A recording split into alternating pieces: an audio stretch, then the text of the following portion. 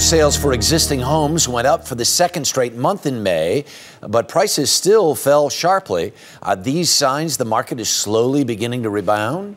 Here with some advice is MoneyWatch.com editor-at-large Jill Schlesinger. Good morning. Good morning. So the National Association of Realtors announced that in May, existing home sales rose second month in a row.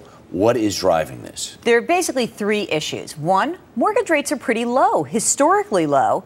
Two, the government has offered a first-time home buyer's credit.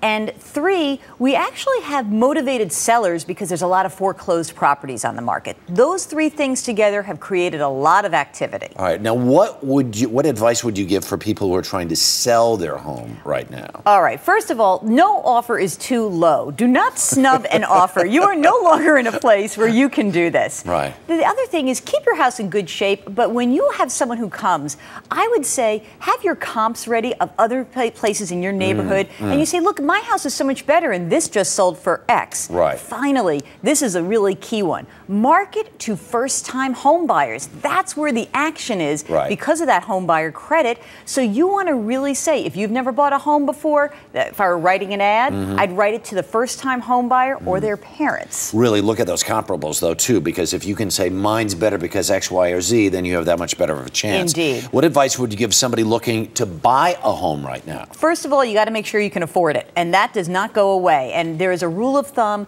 If you look at your income, your household income, 28% of your gross income is what you can afford to pay. No more.